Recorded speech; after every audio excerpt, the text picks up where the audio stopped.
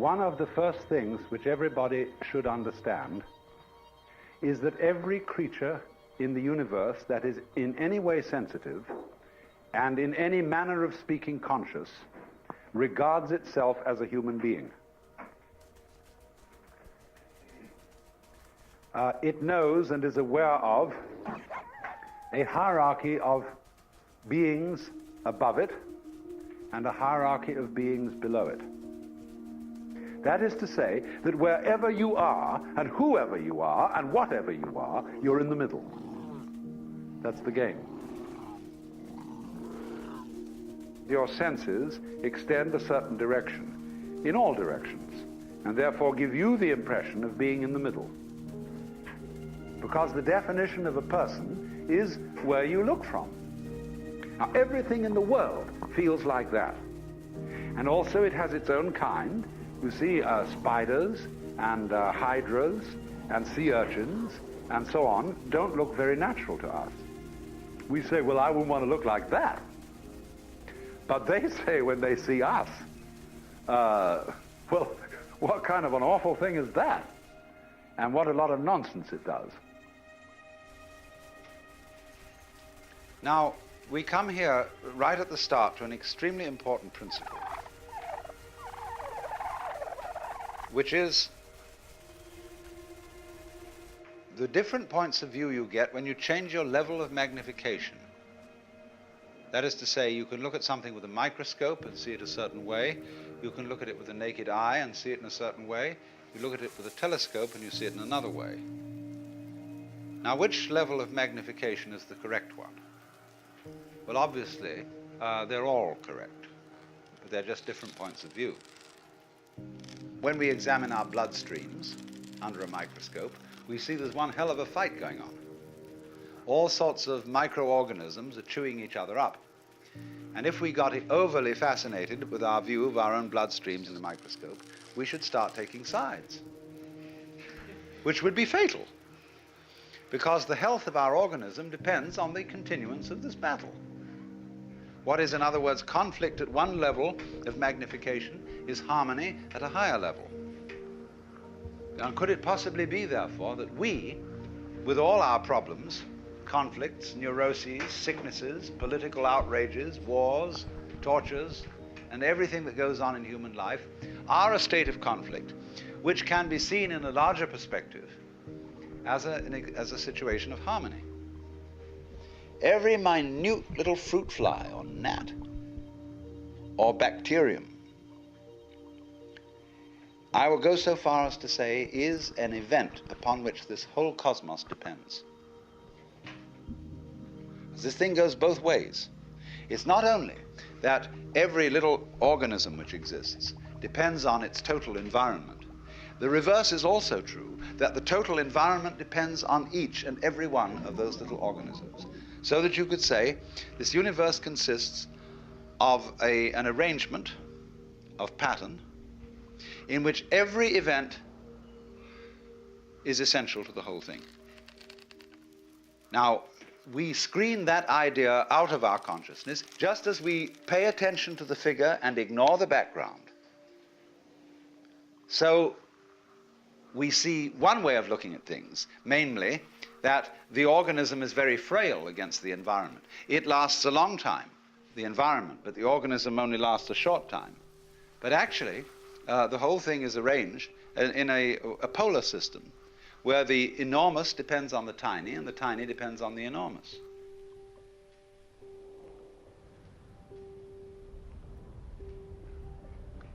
When you came into this world, there gradually arose into being the sensation of I. And it stays there a while, it goes through a development, and then it drops off. But all the time, everywhere, there are other I's starting up. See? Whether they be human, animal, anything you like. They be in other galaxies, etc. Always, they're starting up. Now, you would say there is no connection between them. No, in the same way, there is no connection between the molecules in your hand. And yet you say it is a hand. But if you look at it under a powerful enough microscope, the molecules in your hand are miles apart.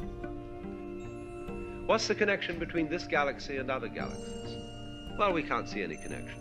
And yet there are gravitational swings whereby they respond to each other and move in a certain collective order.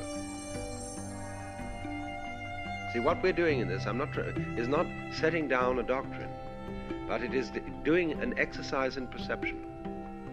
You can see it either way. You can see yourself, in other words, as existing only now. That's the only you there is. The alternative to that, logically, is to see yourself as everything. And so in all this, you see, when you get a game going of this kind, there comes the point of what you might call emotional investment. When you feel that the outcome of this particular feature in the game is urgent. See, this matters. And it's up to you what you think matters. We teach our children what matters, what's important for them to learn. And we teach them basically that it's important to live. And in a way, every being in this world is torn between going on and goofing off. We feel that's the basis of our distinction between work and play. Play is everybody needs some time to goof off. But they must go back to work because you've got to farm and fish and manufacture and produce so that you can go on. But when you see you have this terrifying urgency to go on and feel you must, this is important, this matters, we screen out of our consciousness the fact that this is our own volition and our own game. And the difficulty is that as we become disturbed and anxious about this, it's more difficult to keep the game going. In proportion as we are frightfully concerned to survive, we start fighting other people. We start clobbering our neighbors and whatever it is, all the old fights start.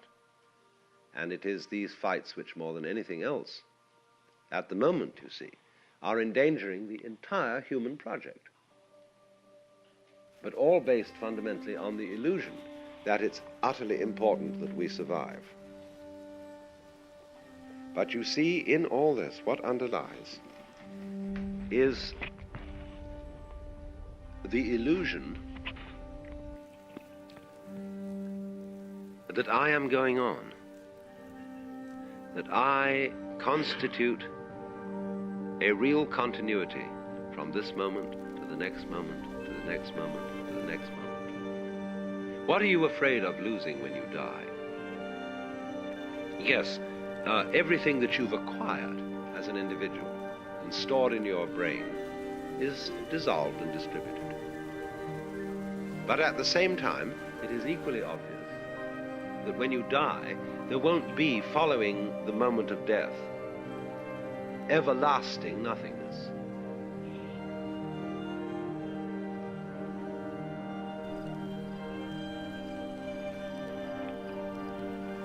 So, you can become aware of this tremendous interconnectedness of everything. Just as fronts go with backs and tops with bottoms, insides with outsides, solids with spaces, so everything that there is goes together. And it makes no difference whether it lasts a long time or whether it lasts a short time. A galaxy goes together with all the universe just as much as a mosquito. You can get a certain vision of life where everything is seen to be a complex pattern of rhythm. Dances, the human dance, the flower dance, the bee dance, the giraffe dance. And that's what this all is. It's jazz. You see? This is a big jazz, this world. And what it's trying to do is to see how jazzed up it can get. How far out this play of rhythm can go.